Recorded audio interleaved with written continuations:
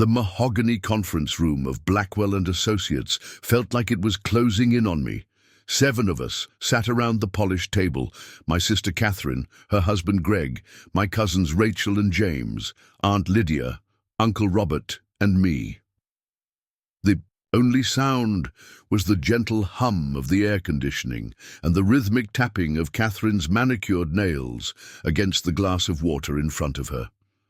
Mr. Blackwell, my grandmother Eleanor's attorney for the past 30 years, adjusted his wire-rimmed glasses and cleared his throat. The thick manila envelope before him contained the future of our family's considerable estate. The downtown commercial properties, the vacation home in Martha's Vineyard, the art collection, and of course, Heathcliff House, the historic family mansion that had been in our family for 4 generations. As the executor of Eleanor Blackwood's estate, he began, his voice formal and practiced, I will now read her last will and testament, dated January 4th of last year. My stomach tightened. I'd been close with my grandmother, closer than anyone else in the family, or so I had believed. While Katherine had pursued her career in New York, rarely visiting, I had moved back to our hometown 5 years ago, specifically to help care for Gran after her stroke. I'd spent countless evenings by her side, managing her medications, reading to her from her beloved Jane Austen novels, listening to stories of her youth. I had assumed, perhaps naively, that this devotion would be acknowledged. Mr. Blackwell adjusted his glasses again and began to read the formal legal preamble. Katherine shot me a quick glance across the table, her expression unreadable. There had always been a competitive edge to our relationship, though we'd both denied it publicly.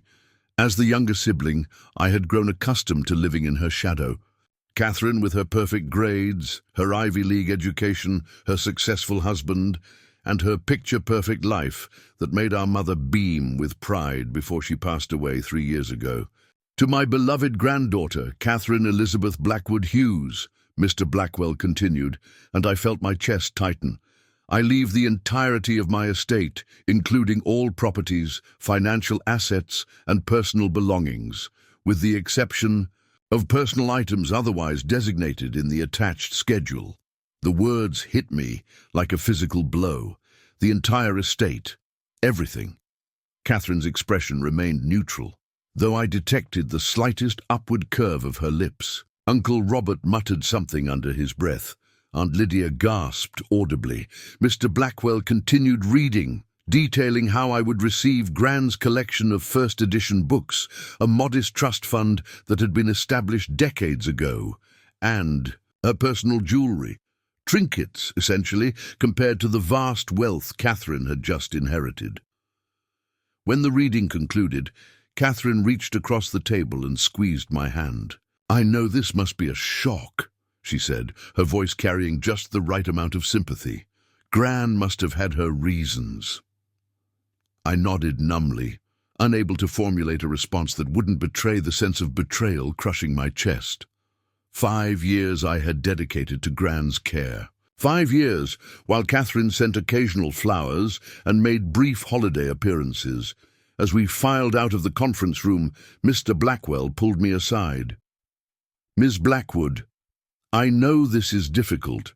Your grandmother valued your care greatly. She mentioned it often. Just not enough to acknowledge it, I replied, immediately regretting the bitterness in my tone. He hesitated, a strange expression crossing his face. Sometimes things aren't exactly as they appear, he said cryptically. Eleanor was a complex woman. I was too numb to decipher his meaning. I collected my coat and left, avoiding further conversation with Katherine or the others.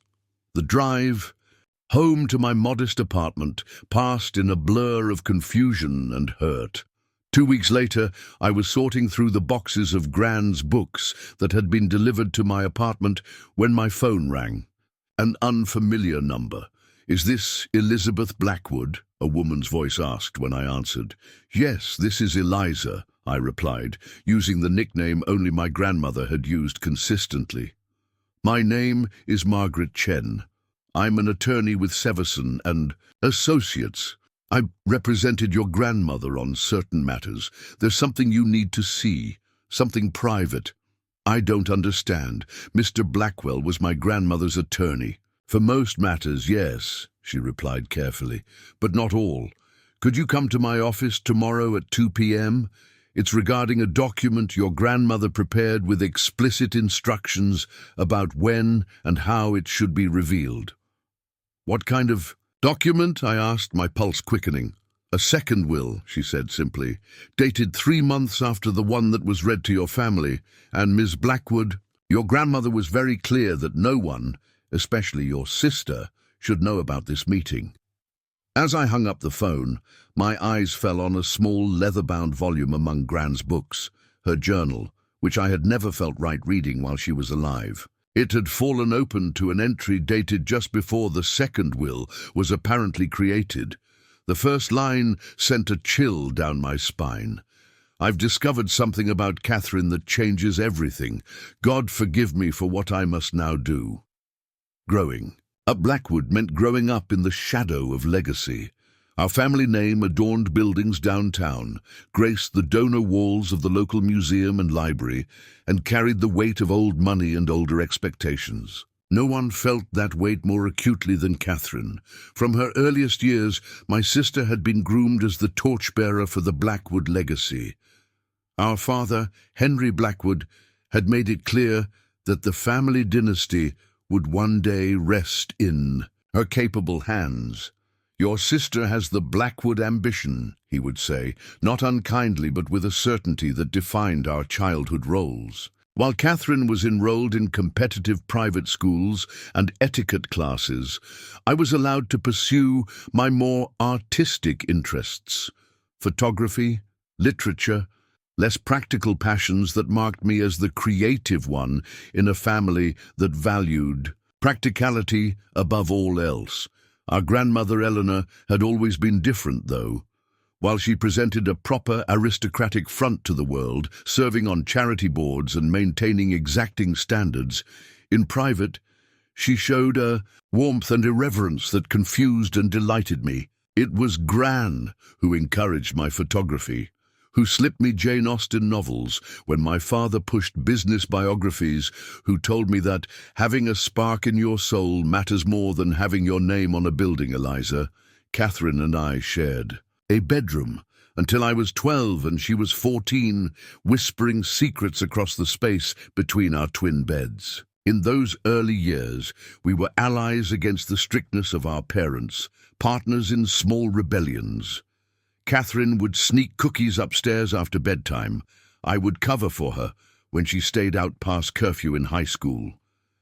But as we grew older, the differences in how we were treated and how we responded to that treatment drove a wedge between us. "You're lucky, you know," Katherine told me once when she was preparing her college applications. "No one expects anything from you. You're free." I didn't feel free. I felt overlooked. But I couldn't explain that to Katherine, who crumbled under the pressure of our father's expectations while simultaneously thriving on his approval. The dynamics shifted dramatically when our parents died. Our father from a sudden heart attack. When I was 23, our mother from cancer 3 years later. Katherine, already living in New York with her investment banker husband Greg, became even more distanced from family matters. Gran, then in her early 80s but still sharp and independent, became the family matriarch in more than just title. "You girls are all I have left now," she told us at our mother's funeral. "Family is everything in the end. Remember that." When Gran suffered a stroke 5 years ago, I was 32, working as a photographer and adjunct professor at an arts college in Boston. Katherine, 34, was climbing the corporate ladder at a prestigious management consulting firm in Manhattan, rarely making time for family visits. The call about Gran's stroke came to both of us, but I was the one who dropped everything and moved back to Edgewater, our New England hometown. "It's just temporary," I told myself as I packed up my apartment. "Just until Gran recovers or we arrange proper care." But temporary became permanent. I found a small teaching position at the local community college, took freelance photography jobs when I could, and dedicated myself to Gran's recovery and care.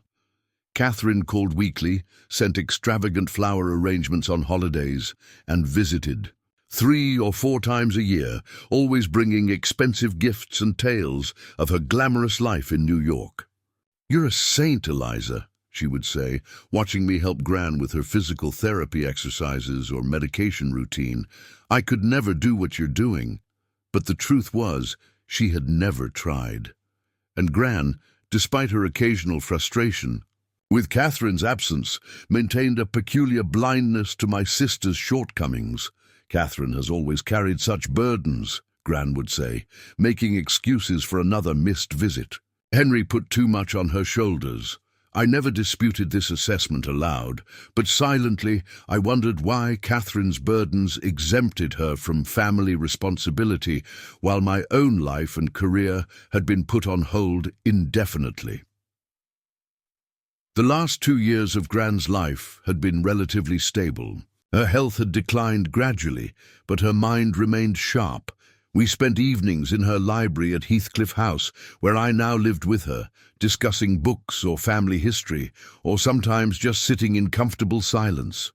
It was during one of these evenings, about 6 months before she passed, that Gran brought up the subject of inheritance directly for the first time. "I've been thinking about the future, Eliza," she said, setting aside her book, "about what will happen to everything when I'm gone." "Let's not talk about that," I replied reflexively. Despite the reality of her age and health, I hated confronting the inevitability of her death. "We must," she insisted gently. "There's Heathcliff to consider and all the rest. The Blackwood legacy. Katherine's domain," I said, unable to keep a hint of bitterness from my voice. Gran studied me with those perceptive blue eyes that seemed to see right through any pretense. "Is that what you think? That everything is destined for your sister?" I shrugged. "Isn't it? She's always been the heir apparent. Dad made that clear enough." "Henry had very fixed ideas about many things," Gran said, a rare criticism of her son. "But I'm not Henry." I didn't press the subject, and Gran didn't elaborate. The conversation shifted to other topics, and I thought little more about it until a few weeks later, when I noticed Gran meeting with Mr. Blackwell in her study, doors closed, for over 2 hours. When I asked her about it later, she merely said, "Just putting affairs in order, dear. Nothing for you to worry about." 3 months after that meeting, Gran had another meeting, this time with a lawyer I didn't recognize. A petite Asian woman, who arrived discreetly and left without being introduced to me. When I inquired, Gran was uncharacteristically evasive. "Just a second opinion on some legal matters," she said, waving away my curiosity. "I may be old, Eliza, but I'm still entitled to my privacy." I respected that privacy, never imagining that these mysterious meetings were sowing the seeds for the shocking situation I now found myself in, standing in my apartment, staring at my grandmother's journal, with the knowledge that tomorrow might completely upend everything I thought I knew about my family.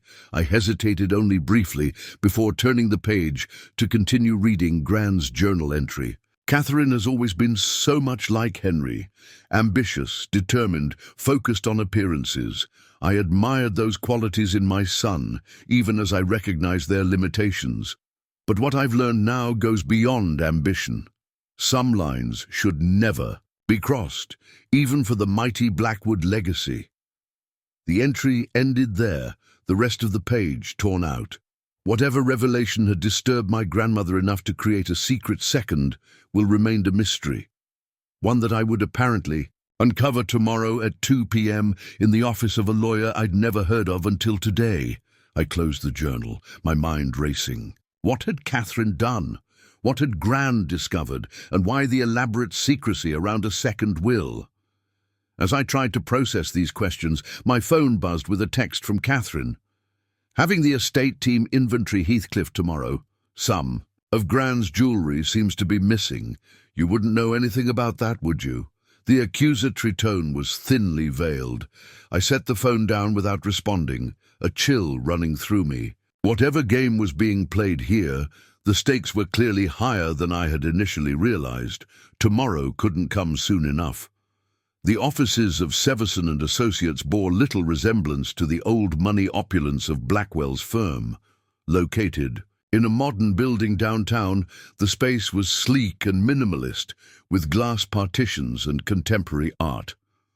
Margaret Chen, who greeted me in the reception area, was equally modern. A woman in her 40s with a sharp bob and a no-nonsense manner that I immediately appreciated. "Thank you for coming, Ms. Blackwood," she said, leading me to a conference room. "I know this must be confusing." "That's an understatement," I replied, taking a seat at the small table. "I'm still not clear on why my grandmother would have a second lawyer and a second will." Margaret nodded, opening a folder she had brought with her. "Your grandmother approached our firm 8 months ago. She was concerned about certain matters and wanted legal counsel independent from Mr. Blackwell, who has long-standing relationships with several members of your family." "Including Katherine," I added, the pieces starting to fit together. "Yes." Margaret placed a sealed envelope on the table between us. "Before I give you this, I need to explain a few things. First, the will that Mr. Blackwell read to your family is legally valid. It was properly executed and witnessed." My heart sank. "So this second will is also legally valid," Margaret continued, "and was executed more recently, making it the controlling document. However, your grandmother created a rather unusual arrangement. She left instructions that the first will should be read as if it were the only will, with this second document to be revealed only to you, privately, exactly 2 weeks after the first reading." "Why the theatrics?" I asked, genuinely puzzled. Gran had always been direct, sometimes to a fault. Margaret's expression remained professionally neutral. "I can't speak to Mrs. Blackwood's motivations, only to her instructions. She was very specific about the timing and circumstances." She pushed the envelope toward me. "This contains the second will and a personal letter to you. Your grandmother asked that you read the letter first, before I explain the legal implications of the revised will." With slightly trembling hands, I broke the seal on the envelope and removed 2 documents, a thicker, formal-looking legal document and a smaller envelope with Eliza, written in Gran's distinctive handwriting. I opened the personal letter first, as instructed. "My dearest Eliza," it began, and I could almost hear Gran's voice in the words. "If you're reading this, then I've passed on, and Margaret has followed my rather dramatic instructions. Forgive. An old woman, her theatrics. When you reach my age, you're allowed a few indulgences. I've created a situation that must seem cruel and confusing to you, allowing you to believe, even temporarily, that I had left everything to Katherine was necessary, though it pained me to think of the hurt it would cause you. There are things you need to understand about our family, about Katherine, about the Blackwood legacy, and about yourself." 3 months before I wrote this letter, I made a discovery that shook me to my core. Katherine has been systematically embezzling from the family foundation for the past 5 years. The charitable organization your great-grandfather established to help the less fortunate in our community has been treated as a personal slush fund by your sister. Through careful manipulations and falsified reports, she has diverted over $3 million to offshore accounts. I confronted her with evidence provided by a forensic accountant I hired privately. Rather than showing remorse, Katherine attempted to justify her actions as preemptive inheritance and tried to convince me that the Foundation's work was outdated and unnecessary. When that failed, she threatened me, subtly, as Katherine does everything but unmistakably. She reminded me that she controlled my medical directives should I become incapacitated again, and suggested that perhaps it would be best if I let the matter drop before things became complicated. My own granddaughter, Eliza, my golden child, threatening her elderly grandmother to cover up her theft from a charitable foundation. I considered going to the authorities, but the scandal would destroy not just Katherine, but the foundation itself and the good work it does. I considered confronting Greg, but I've long suspected he's aware of, if not complicit in, Katherine's financial maneuvers, so I devised this plan instead. The first will, leaving everything to Katherine, was bait. I knew that once she believed she had secured the entire inheritance, she would feel safe. She would not contest anything, would not create legal complications. Meanwhile, this second will, my true last testament, corrects the record and places the Blackwood legacy where it belongs, with the one who truly understands what that legacy means. Read the will with Margaret. Follow her counsel, and know that I have always seen you clearly, Eliza, your kindness, your integrity, your quiet strength. The Blackwood legacy is not about buildings or bank accounts. It's about character. You have always been the true heir to what matters most. With all my love, Grandmother Eleanor. I set the letter down, stunned. Katherine, perfect, golden Katherine, had been stealing from our family's charitable foundation, had effectively threatened our grandmother. It seemed impossible, and yet it also made a strange kind of sense, explaining Katherine's increased anxiety over the past year, her pointed questions about Gran's legal affairs, her insistence on being named as a medical proxy. "Are you ready to review the will itself?" Margaret asked gently, giving me a moment to process. I nodded, still trying to absorb the revelations in Gran's letter. Margaret took the formal document and summarized its contents. In essence, this will revokes the previous one entirely. It leaves the bulk of the estate, Heathcliff House, the commercial properties, the majority of the financial assets, to you. The Martha's Vineyard property and a fixed sum of $1 million go to Katherine, contingent upon her cooperation with a complete audit of the Blackwood Foundation and her resignation from its board. "And if she refuses?" I asked, already anticipating Katherine's reaction. "If she refuses, she receives nothing, and the document includes instructions to forward evidence of the embezzlement to the district attorney." Margaret's expression was grim. "Your grandmother was thorough. The evidence is compelling and comprehensive." I sat back, overwhelmed. "This will destroy Katherine, or it might save her," Margaret suggested. "From a legal perspective, this arrangement gives her an opportunity to avoid criminal charges while still receiving a substantial inheritance. Many would see that as merciful given the circumstances." "You don't know my sister," I said quietly. "Her identity, her social standing, her entire self-image is built on being the perfect Blackwood heir. This won't just be about the money for her." Margaret nodded sympathetically. "I understand this puts you in a difficult position. The will gives you some discretion in how these terms are presented to Katherine. Your grandmother trusted your judgment." As I left Margaret's office an hour later, my mind was reeling. I now held not just the legal documents that would fundamentally alter our family's power dynamics, but also the knowledge of Katherine's crimes. The weight of it was almost physical, pressing down on my shoulders as I walked to my car. My phone had been silenced during the meeting, and when I checked it, I found 3 missed calls from Katherine and a text that read, "The estate team found Gran's journal in your apartment. You had no right to take it. This is exactly why she didn't trust you with anything important." The irony might have been amusing if the situation weren't so devastating. I started to type a response, then stopped. This wasn't a conversation to have over text. Katherine needed to hear about the second will in person, needed to understand the full implications of what Gran had discovered and decided. As I drove home, I passed Heathcliff House, the grand Victorian mansion that had been the centre of Blackwood family life for generations. Katherine's luxury SUV was parked in the circular driveway, alongside a van from a professional inventory service. She was there right now, cataloguing what she believed to be her inheritance, unaware that everything had changed. I should confront her immediately, I thought, get it over with. But Gran's methodical approach gave me pause.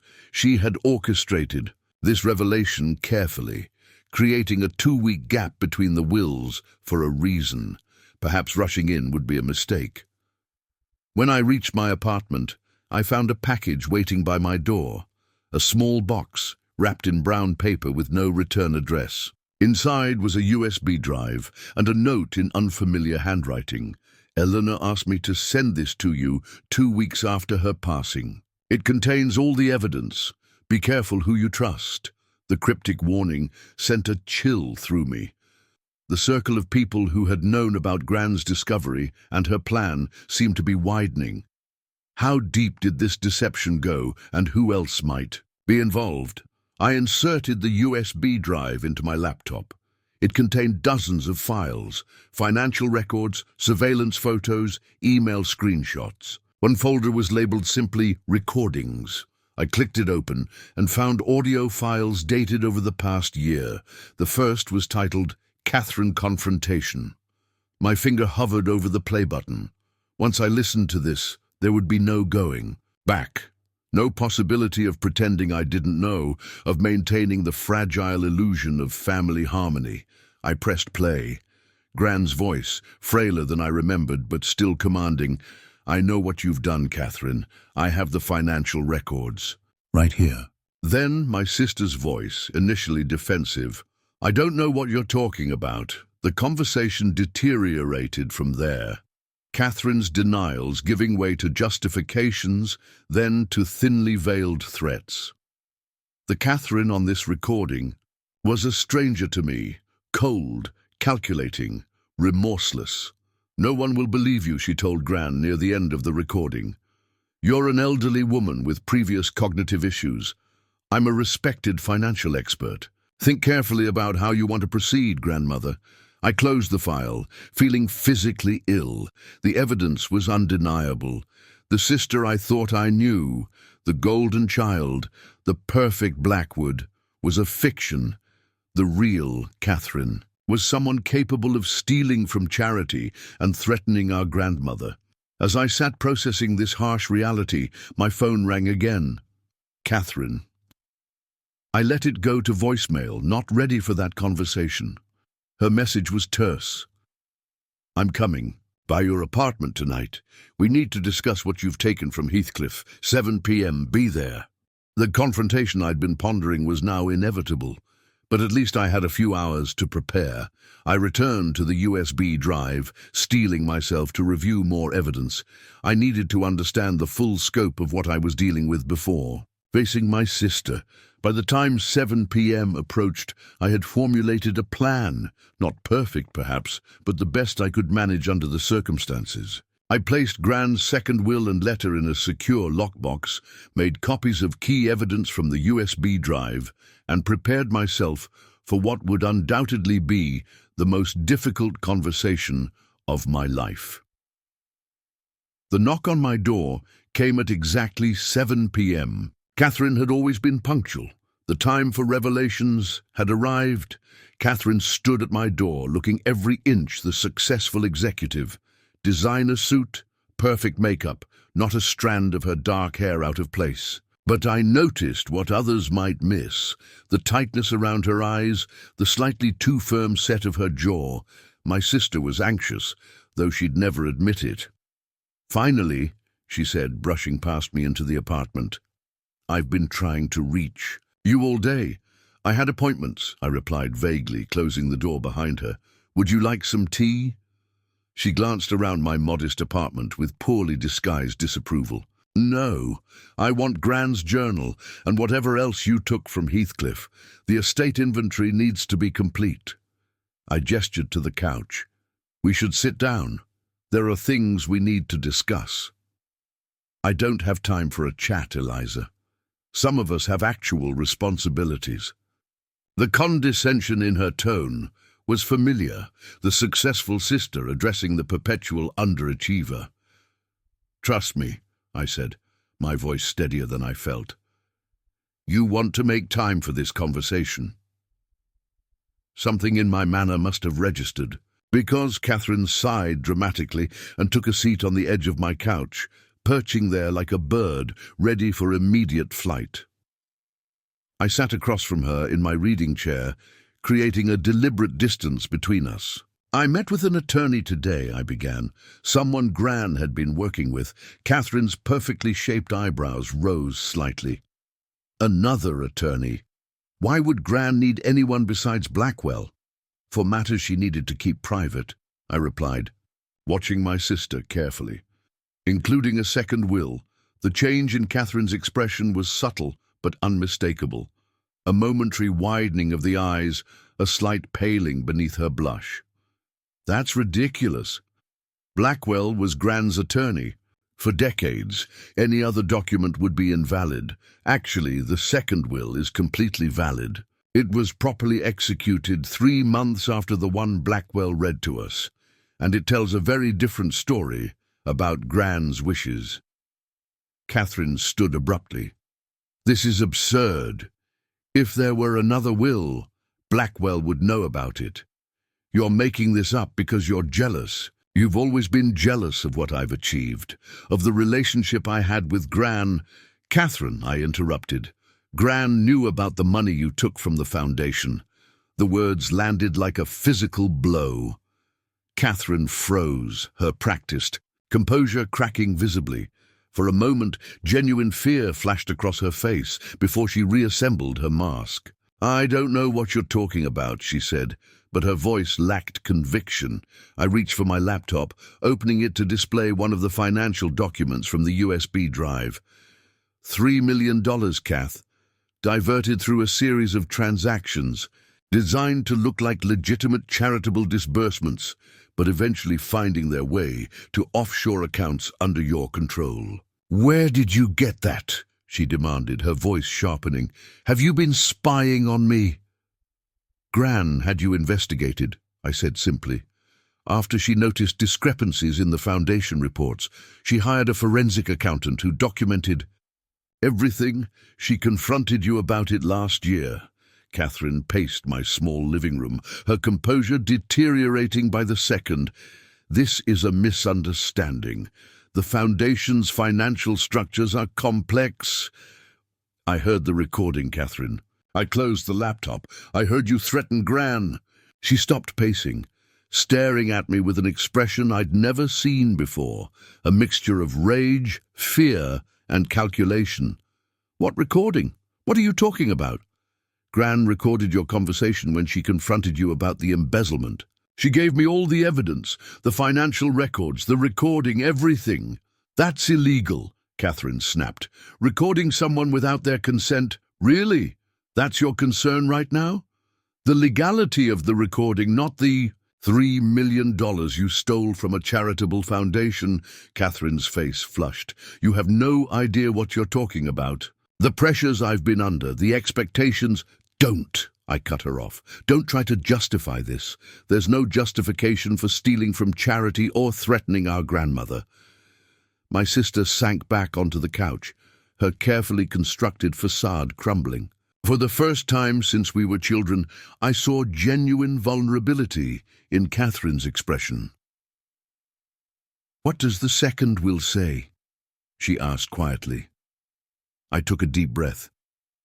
"It leaves most of the estate to me. You get the Martha's Vineyard house and $1 million, contingent upon your full cooperation with an audit of the foundation and your resignation from its board. And if I refuse, if you refuse, you get nothing and the evidence goes to the district attorney." Katherine laughed bitterly. "Perfect, just perfect, the ultimate guilt trip from beyond the grave." "It's not a guilt trip, Kath. It's accountability. Easy." "For you to say," she snapped, anger replacing shock. "You've never had to carry the Blackwood legacy. Do you have any idea what it's like?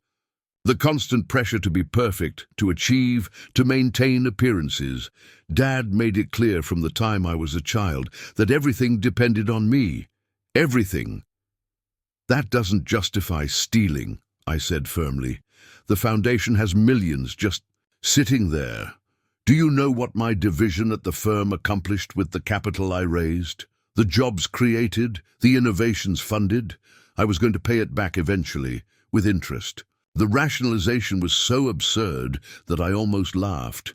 That's not how embezzlement works, Katherine. You committed a crime, multiple crimes. She stood again, pacing. So that's it? You get everything, and I get publicly humiliated, maybe even go to prison? Is that what you want? What I want is irrelevant. This is about Gran's wishes and your actions. Gran's wishes, Katherine repeated mockingly. The same Gran who spent my entire life telling me I had to uphold the family name, that the Blackwood legacy rested on my shoulders. Then the minute I make one mistake, $3 million isn't one mistake, and threatening her wasn't a mistake, it was a choice. Katherine fell silent, her expression hardening. When she spoke again, her voice had changed, colder, more calculated. You realize this will destroy the family reputation? If this becomes public, the Blackwood name will be synonymous with scandal. Everything our ancestors built ruined. That's emotional blackmail, Kath. It's reality. Think about it, Eliza. The foundation will lose donors. The commercial properties will lose tenants. No one will want to be associated with the disgraced Blackwoods. Is that really what you want? I hesitated, recognizing the manipulation, but also acknowledging the kernel of truth in her words. A public scandal would have far-reaching consequences beyond just Katherine's fate. The terms of the will give us a way to handle this privately, I said carefully. You cooperate with the audit, resign from the foundation, return the money, and this stays in the family. And I lose everything except a beach house and what amounts to pocket change in Blackwood terms, Katherine said bitterly. You'd still be incredibly privileged by any normal standard, I pointed out, and you'd avoid criminal charges. Many would consider that merciful. Katherine studied me intently. You could change this, you know. The will gives you discretion. You could decide not to enforce Gran's conditions. The suggestion hung in the air between us, an invitation to complicity, to sweep everything under the rug, to pretend the theft. And threats had never happened. I can't do that, I said finally, not just because it would betray Gran's trust, but because it would be wrong. What you did was wrong, Katherine. My sister's expression hardened, the vulnerability vanishing. Always the moral one, aren't you? So righteous, so pure. Tell me, did it ever occur to you that Gran manipulated you just as much as Dad manipulated me? You gave up your life to care for her. You put your career on hold, your relationships. And for what? So she could use you as a weapon against me in the end? The words stung because they contained a sliver of truth. I'd sacrificed much for Gran, but Katherine's attempt to reframe her crimes as a family power struggle was transparent. This isn't about Gran manipulating either of us, I said firmly. It's about you stealing money and threatening her when she discovered it. Those are facts, Katherine, not interpretations. Katherine grabbed her purse from the couch, her movements sharp with anger. I need time to think, to consult with my attorneys. The will gives you 1 week to decide whether to accept the terms, I informed her. After that, the evidence goes to the authorities. She paused at the door. You really think you've won, don't you? That you'll just step into the role of Blackwood, and everything will be perfect? This isn't about winning, I replied. It's about doing what's right. So sanctimonious, Katherine shook her head. You have no idea what you're getting into, Eliza. No idea at all. With that parting shot, she left, the door closing firmly behind her. I collapsed onto the couch, emotionally drained. The confrontation had gone more or less as I'd expected. Initial denial, followed by rationalization, then attempts at manipulation. Katherine had followed the predictable stages of someone caught in wrongdoing. What I hadn't anticipated was how hollow it would feel. There was no satisfaction in seeing my successful, perfect sister brought low, no vindication in being proven right about her character flaws. Only sadness for what our family had become, for the distance between the Blackwood legacy as it was, Portrayed in the reality of secret wills, embezzlement and threats. My phone rang. Margaret Chen. "I hope I'm not calling too late," she said when I answered. "I wanted to check in. Did you speak with your sister?" "Yes," I confirmed. "It went about as well as you'd expect." "Did she indicate which way she's leaning? Acceptance or rejection? Of the terms?"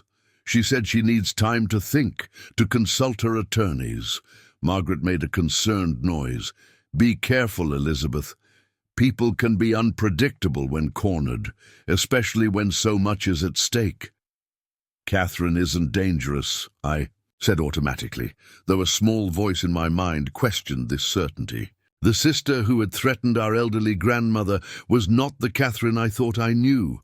"Perhaps not physically," Margaret agreed. "But there are many ways to fight back. Just be vigilant. Keep the will and evidence secure.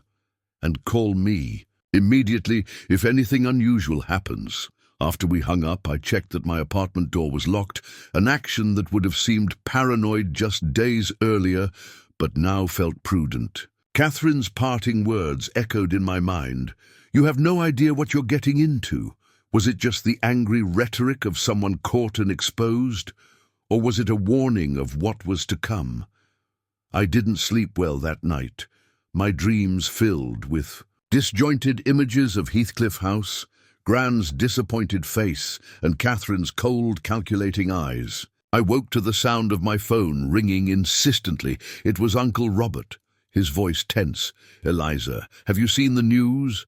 Katherine's called a press conference at Heathcliff for noon today. Something about addressing rumours regarding the Blackwood estate." "What the hell is going on?" My stomach dropped. Katherine wasn't going quietly, it seemed. She was taking this public, on her terms, controlling the narrative before I could. It was a classic Katherine move, seizing the initiative when backed into a corner. "I'll be there," I told Uncle Robert, already calculating how quickly I could get to Heathcliff House. Whatever Katherine was planning, I couldn't let her spin. This situation unchallenged. The battlefield had shifted, and the next phase of this family war was about to begin in the most public way possible. Heathcliff House was swarming with activity when I arrived. Several local news vans were parked in the circular driveway. Reporters setting up equipment on the manicured lawn. I had to park on the street and walk up the long drive, feeling like an intruder, despite knowing that legally the property was now mine. Katherine had chosen her venue deliberately.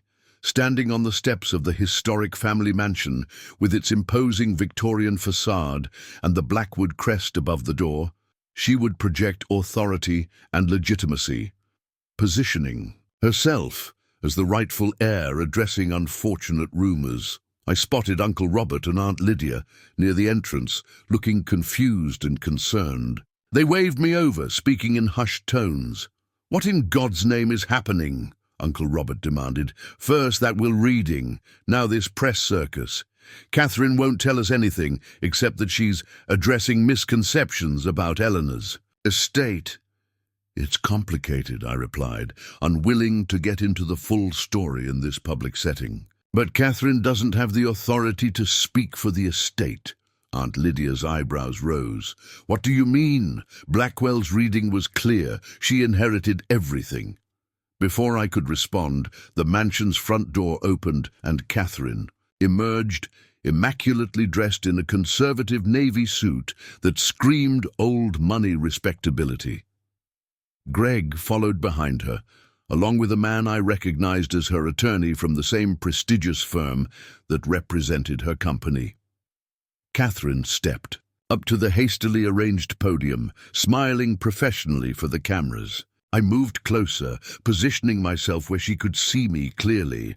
"Good afternoon," she began, her voice steady and practiced. "Thank you all for coming on such short notice. I've called this press conference to address rumors that have begun, circulating regarding my grandmother Eleanor Blackwood's estate, and to make an important announcement about the future of the Blackwood Foundation." My heart raced. Was she going to confess, to spin the embezzlement as some kind of misunderstanding, to announce her resignation from the foundation as required by Gran's will. As many of you know, Katherine continued, my grandmother was a pillar of this community, a woman dedicated to preserving the Blackwood legacy of philanthropy and civic leadership.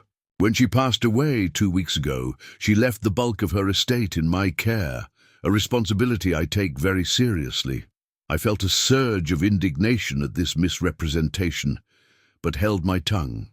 Better to let Katherine reveal her hand fully before responding. However, her voice took on a somber tone. In the days following her passing, concerning information has come to light.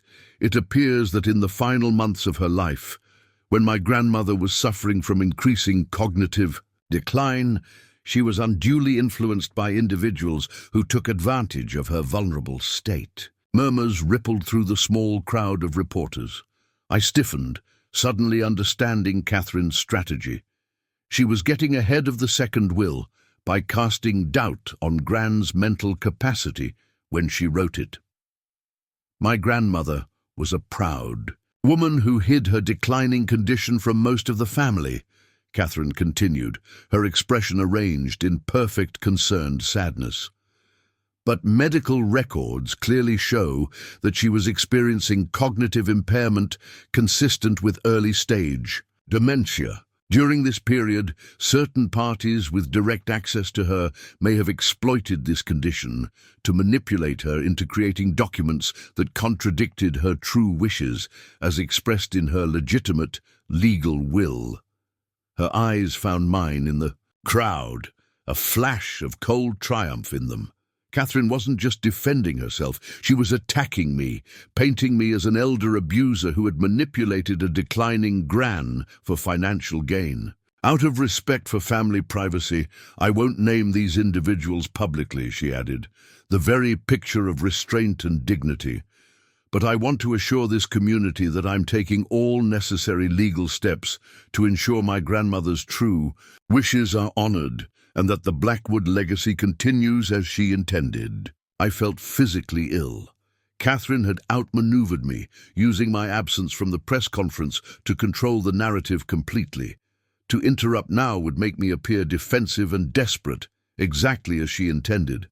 As a demonstration of my commitment to my grandmother's values, Katherine continued, I'm announcing today a new initiative through the Blackwood Foundation, the Eleanor Blackwood Memorial Fund for Elder Care and Protection.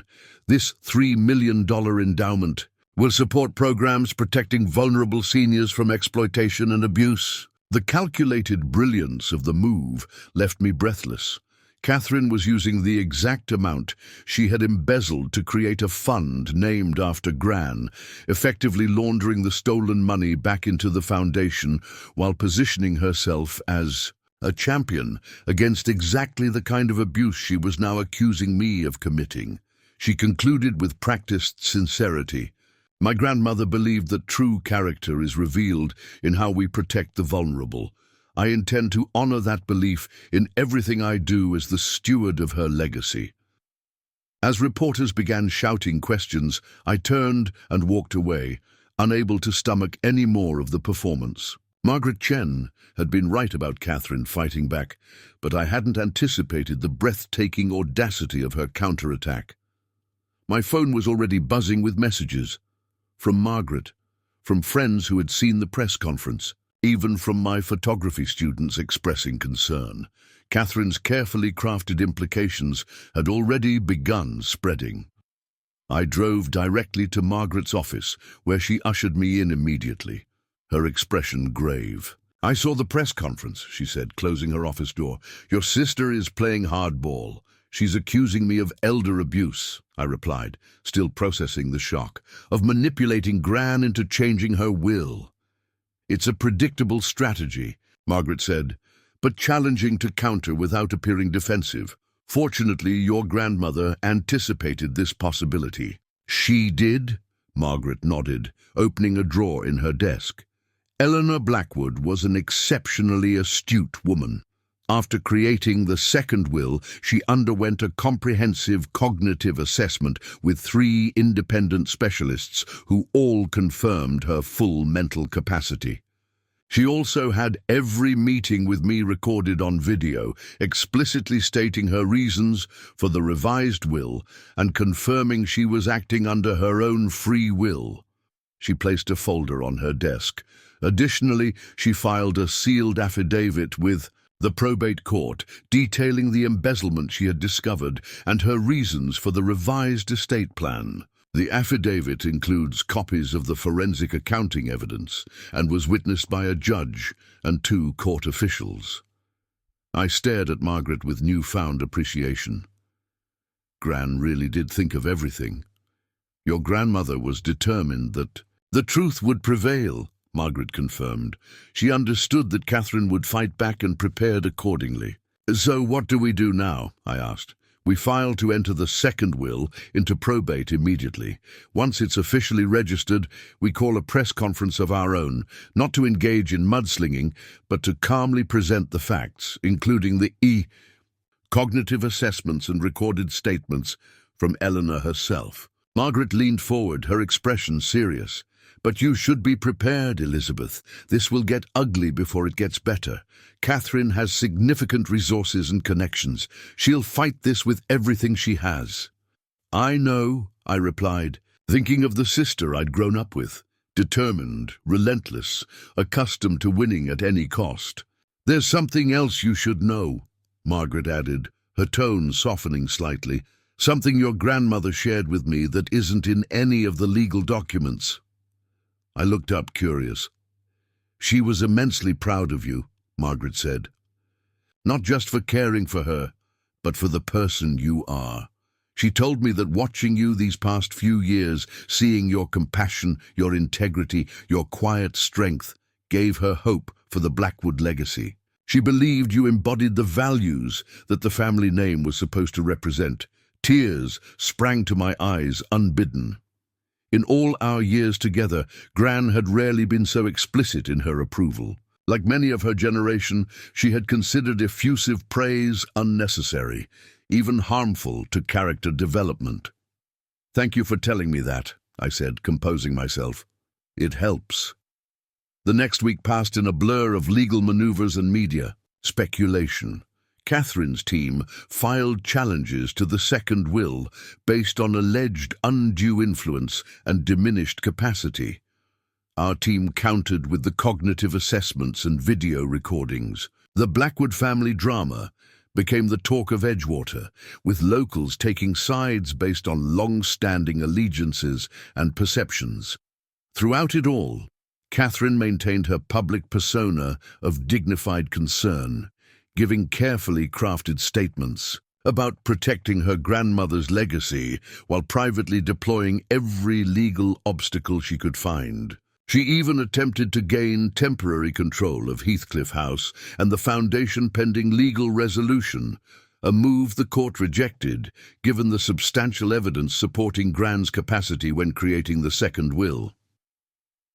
10 days after Katherine's press conference, we received a call from her attorney requesting a private meeting between the 2 of us, away from lawyers and witnesses. Margaret advised against it, warning that anything said without witnesses could be misrepresented later. I've known Katherine my entire life, I replied. Whatever else has changed, she's still my sister. I'll meet with her. We arranged to meet at Heathcliff House, neutral ground, now that the court had ruled neither of us could take residence there until the will contest was resolved. The historic mansion stood silent and empty, its rooms draped in dust covers, as I arrived for the meeting. Katherine was already there, standing in the grand entrance hall where portraits of Blackwood ancestors lined the walls. She looked tired, the perfect makeup not quite concealing the strain of the past weeks. "Thank you for coming," she said formally, as though we were business associates rather than sisters. "I thought it was time we spoke directly." "I agree," I replied, keeping my distance. Despite our shared history, trust had been irreparably damaged. "What did you want to discuss?" Katherine gestured toward the library, Gran's favorite room, where built-in bookshelves lined the walls and a grand fireplace dominated one end. We entered silently, each taking a seat in one of the leather armchairs, now shrouded in protective covers. "This has gone far enough," Katherine said finally. "We're destroying the family name with this public spectacle." "You started the public spectacle," I reminded her. "With that press conference accusing me of elder abuse." She waved this away as though it were a minor detail. "I was protecting myself. Surely you can understand that. By falsely accusing me." "No, Katherine, I can't understand that." She sighed heavily. "Look, we both know this legal battle could drag on for years. The only people who win will be the attorneys. Meanwhile, the foundation suffers. The properties sit in limbo, and the Blackwood name becomes a synonym for family dysfunction." "What are you suggesting?" I asked, though I already suspected her angle. "A settlement," she replied predictably. "Something equitable, that honors Gran's wishes without destroying my life in the process." "Gran's wishes were clear," I said. "Return the stolen money, resign from the foundation, accept the reduced inheritance." Those were her terms. Katherine's composed facade cracked slightly. "You can't possibly expect me to admit to embezzlement. The reputational damage would be irreparable. I'd lose my job, my board positions, everything I've worked for. Actions have consequences," I said simply. "Don't be so self-righteous," she snapped. "We both know this isn't really about Gran's wishes or some abstract sense of justice. This is about you finally getting the upper hand after a lifetime of being second best." The accusation stung, partly because it contained a kernel of truth. There was a certain satisfaction in seeing Katherine finally face consequences, in being the one with power for once in our relationship. But that wasn't my primary motivation. "This is about right and wrong," I insisted. "About accountability." Katherine studied me for a moment, then changed tactics. "What if I return the money anonymously? A discovered accounting error that coincidentally equals the missing amount. I resign from the foundation board citing time constraints, and we split the estate 60-40 in your favor." The offer was tempting in its simplicity. A clean resolution without further public drama, without having to destroy my sister completely. "And the evidence?" I asked. "Destroyed, of course, all copies, including Gran's recordings." I considered the proposal, understanding its appeal. Katherine would avoid public disgrace while still facing significant consequences. The money would be returned.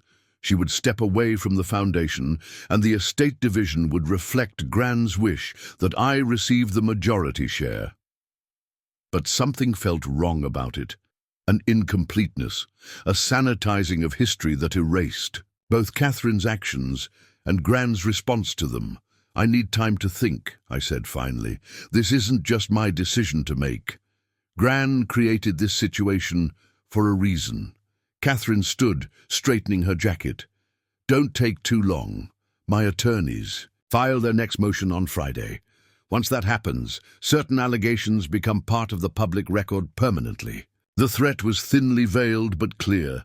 Reject her settlement offer, and she would escalate the attacks on my character, creating lasting damage regardless of the eventual legal outcome. As she reached the library door, I called after her. "Why? Did you do it, Kath? You had everything, the successful career, the perfect life. Why risk it all by stealing from a family foundation?" She paused, her back to me.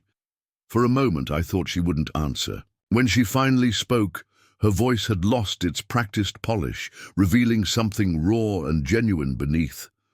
"Because it was never enough," she said quietly. "No matter what I achieved, how many accolades I collected, how much money I made, it was never enough to fill the hole Dad created.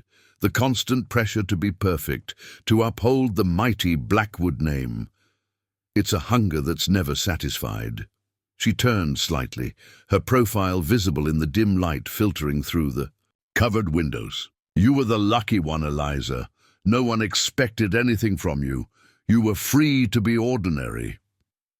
Before I could respond to this startling admission, she was gone, her footsteps echoing through the empty house. I remained in the library, surrounded by the ghosts of Blackwood past, contemplating Katherine's settlement offer and her unexpected moment of vulnerability. For the first time, I saw my sister not simply as a villain or a thief, but as another kind of victim of the Blackwood legacy. Trapped by expectations, driven to desperate measures by the insatiable need to appear perfect. It didn't excuse her actions, but it helped me understand them.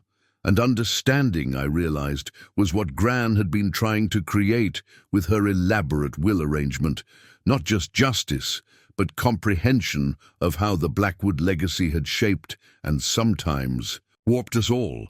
The decision I now faced would determine not just the distribution of assets, but the future meaning of the Blackwood name itself. Would it remain a symbol of wealth and status built on facades of perfection, or could it become something more authentic, more humane, even if that meant acknowledging the very human flaws of those who bore it? Gran had trusted me with this choice. Now I needed to decide what justice truly looked like in a family that had spent generations hiding uncomfortable truths behind a veneer of propriety. The morning of what would become known in family lore as the Reckoning dawned clear and bright, a crisp New England autumn day that belied the emotional storm about to break. I had spent the 2 days following Katherine's settlement offer in deep reflection, consulting not just with Margaret, but also with myself about what Gran had truly wanted to accomplish. In the end, I crafted a counter-proposal, one that honored Gran's intentions, while acknowledging the complicated reality of family dynamics and human frailty. I had it drawn up as a formal legal document and arranged for all relevant parties to meet at Heathcliff House. Katherine arrived with her attorney and Greg, her face carefully composed but tension evident in every movement. Uncle Robert and Aunt Lydia came together, still largely in the dark about the full situation, but aware that something momentous was occurring. Margaret Chen represented my interests, while Mr. Blackwell attended as the executor of the original will. We gathered in the formal dining room, the magnificent table now stripped of its fine linens but still imposing. Still a symbol of Blackwood, history and tradition. The portraits of ancestors seemed to watch us from the walls, silent witnesses to this family inflection point. "Thank you all for coming," I began once everyone was seated. "I know the past few weeks have been confusing and painful for everyone. Today, I hope we can reach a resolution that honors Gran's wishes while allowing our family to heal and move forward." I placed a document folder on the table. Katherine approached me with a settlement offer, which I've considered carefully. I'm presenting a counter-proposal that I believe better serves justice, while acknowledging some valid points she raised about family privacy and proportionality. Katherine's attorney reached for the folder, but I held up my hand. Before we get to the legal details, I think it's important that everyone understands exactly what happened and why we're here. No more half-truths or strategic omissions. I looked directly at Katherine, giving her one last chance to tell the story herself. When she remained silent, I continued. 3 months after signing the will that Mr. Blackwell read to us, Gran created a second, superseding will with Ms. Chen. She did this after discovering that Katherine had been systematically embezzling from the Blackwood Foundation for years, diverting approximately $3 million to offshore accounts for her personal use. Gasps came from Uncle Robert and Aunt Lydia. Greg's expression remained stoic, confirming my suspicion that he had known about his wife's actions. When confronted with evidence of this theft, Katherine did not express remorse. Instead, she threatened our grandmother, implying that she could use her position as medical proxy to cause problems if Gran pursued the matter. Katherine's attorney began to object, but Katherine silenced him with a gesture. Her eyes remained locked with mine, neither confirming nor denying the accusations. Gran created an elaborate plan in response, I continued.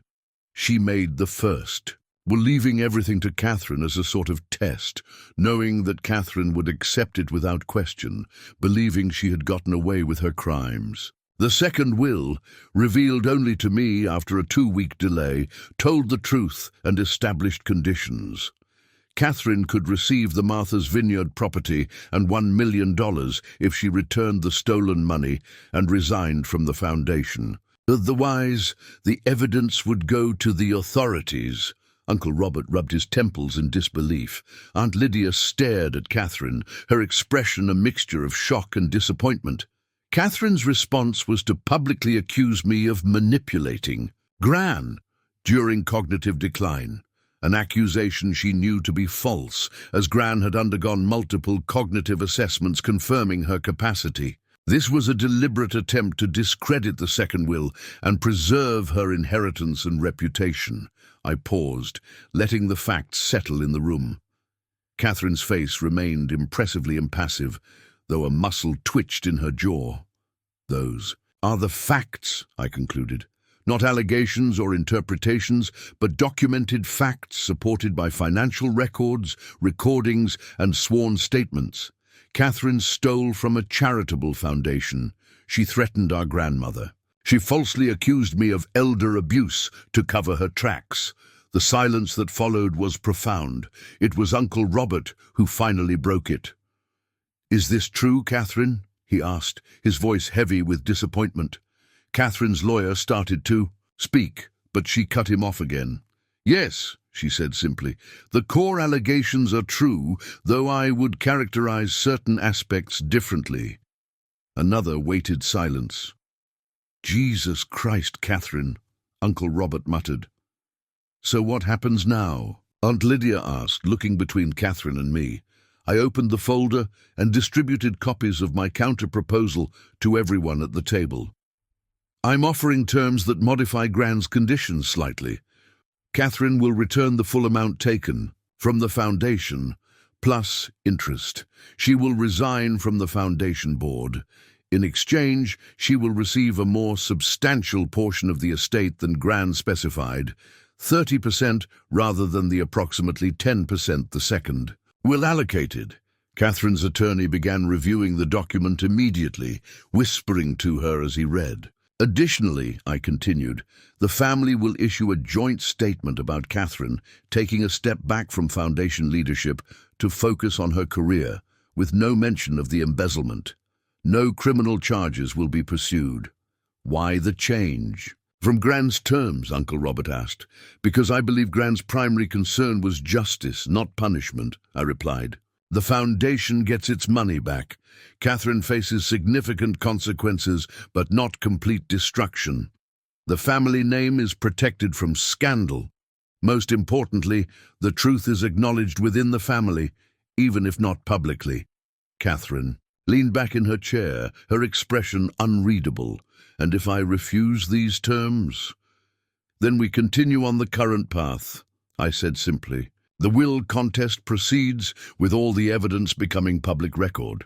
You might eventually win through legal maneuvering and appeals, but the damage to your reputation would be irreparable. Or you might lose and face not just civil, but potential criminal consequences." Her attorney whispered something else to her, and she nodded slightly. "I need time to review this fully," she said. "You have 24 hours, I replied. "After that, we proceed with the next phase of probate, which will require filing Gran's affidavit regarding the embezzlement." As the meeting concluded and people began to leave, Katherine remained seated. I lingered as well, sensing she wanted a private word. When we were alone, she finally spoke. "You could have destroyed me completely. Gran's terms gave you that power." "That's not what this is about," I said, "isn't it?" Her voice held no anger now, just weary curiosity. "Be honest, Eliza. There must be some satisfaction in having the upper hand for once." I considered her question seriously. "There's satisfaction in seeing justice done, in knowing that actions have consequences, even for people who usually operate above the rules. But no, I take no pleasure in your humiliation. We're still family, Catherine, however dysfunctional. She nodded slowly, studying the document before her. You've changed. You're stronger than you used to be. I've always been strong, I corrected her. I just expressed it differently than you. A ghost of a smile touched her lips. Touché. She gathered her papers and stood. I'll give you my answer tomorrow. The next day, Margaret called to inform me that Katherine had accepted the terms of the settlement. The legal documents would be drafted immediately with the transfer of assets and Katherine's resignation from the foundation, to follow within 30 days. She had one request, Margaret added. She'd like to meet with you at Heathcliff once the paperwork is signed, alone. A week later, with the settlement officially executed, I found myself back at the family mansion, this time with the keys in my pocket, and the knowledge that it was truly mine now. Katherine was waiting on the grand porch when I arrived, looking more casual than I had seen her in years, jeans and a simple sweater, her hair pulled back in a ponytail. "Thank you for coming," she said, her usual polish subdued. "I thought we should talk sister to sister before I leave." "Leave?" I echoed, surprised. "Greg and I are moving to London," she explained as we walked through the house. "His firm has been wanting him to head their European division for years. It seems like a good time for a fresh start," I nodded, understanding the strategic retreat. Katherine would rebuild her reputation in a new environment, away from the whispers and knowing glances that would inevitably follow in Edgewater.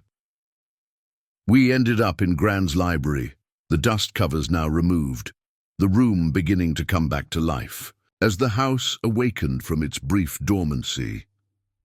"I've been thinking a lot about what you said," Katherine began, running her fingers along the spines of Grand's books, "about the Blackwood legacy and what it really means."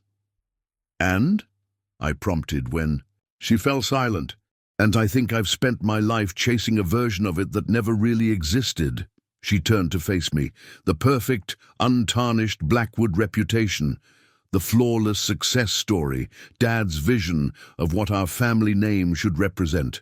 I settled into one of the leather chairs, watching my sister navigate this unfamiliar territory of self-reflection. "The money," she continued haltingly, "it wasn't really about greed. Not exactly. It was about proving I could do something extraordinary, something that would finally be enough. The foundation seemed stagnant, traditional. I convinced myself I could use those funds to create something more dynamic, more impressive. Through your work at the firm," I filled in. "Yes, high-risk, high-reward ventures that would multiply the initial investment many times over. It wasn't supposed to be permanent. I was going to replace it with interest." She shook her head. "It sounds absurd now, saying it aloud.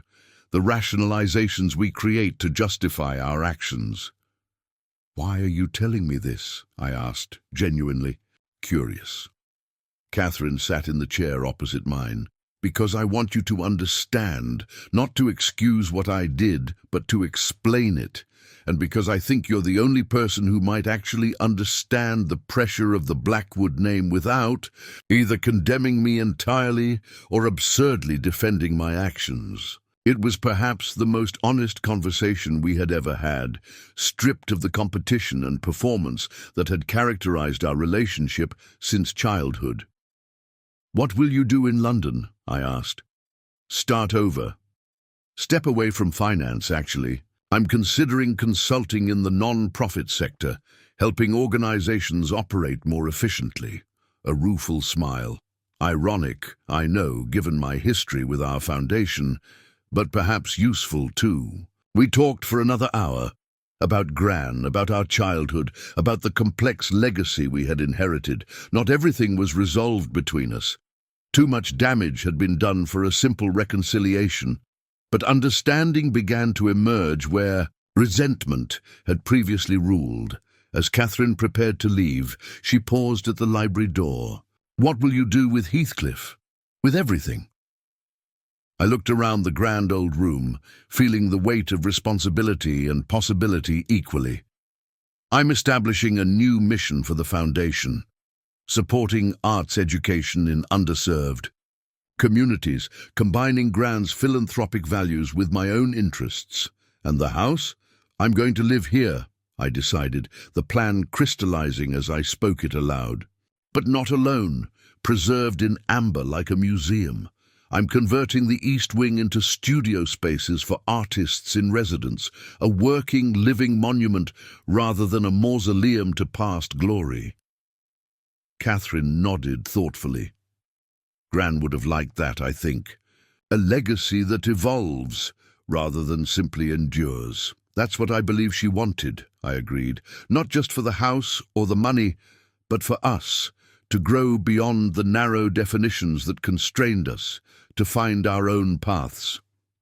As I watched Katherine drive away from Heathcliff for what might be the last time, I felt not triumph, but a complex mixture of sadness and hope.